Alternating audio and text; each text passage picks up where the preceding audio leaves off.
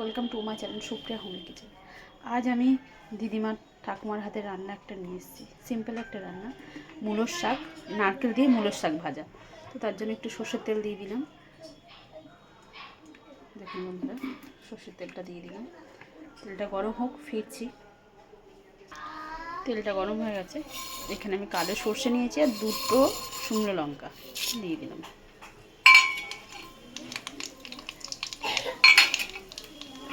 একটু কাটবে বন্ধুরা, যেহেতু সর্ষে দিয়েছি।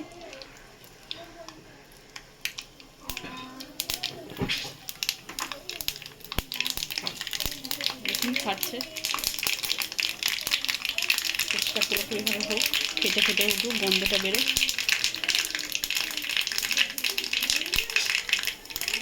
দেখুন বন্ধু হয়ে গেছে। এখানে আমি এক আটি শাক কেটে ধুয়ে রেখে দিয়েছি, এটা দিয়ে দেবো।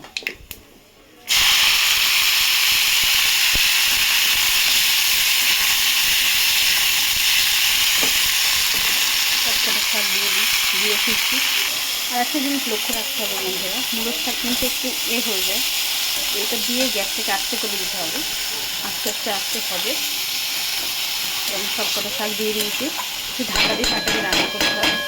তো আমি এটা ঢাকা দেবো, এবারে ঢাকা দিয়ে ফিরছি। দেখুন বন্ধুরা, ঢাকনাটা খুলেছি।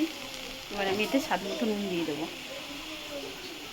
স্বাদ মতো নুন আর চিনিটা দিয়ে দেবো।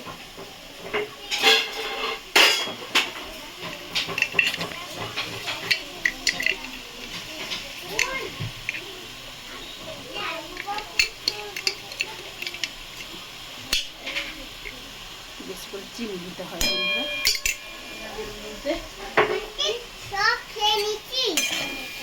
চিনি দিয়ে দিলাম, নুন দিয়ে দিলাম, এর সাথে এই দেখুন নারকেল কুড়িয়ে রেখেছি, এটা দিয়ে দিলাম।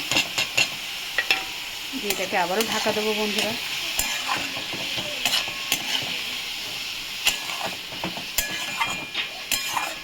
পরে ফিরছি। তো এবার আমি গ্যাসটা জ্বলে দেবো, তার সাথে একটু 1 চিমটে হলুদ দিয়ে দেবো।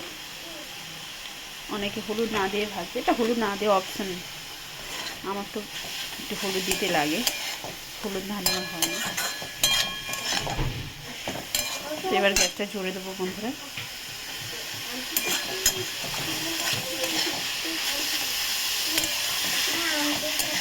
জলটা শুকিয়ে নিয়ে ফিরছি।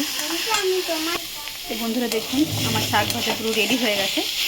আপনারা কমেন্ট করবেন, ট্রাই করে কমেন্ট সেকশনে কমেন্ট করে জানাবেন আমার এই রেসিপিটা আপনাদের কেমন লেগেছে। আমার বলাটা ভুল, ঠাকুমার রেসিপি বা দিদিমার রেসিপিটা কেমন লেগেছে। আর আমার চ্যানেলটা লাইক অ্যান্ড সাবস্ক্রাইব করে দেবেন। ভালো থাকবেন, সুস্থ থাকবেন। থ্যাংক ইউ ফর ওয়াচিং বন্ধুরা। Bye bye.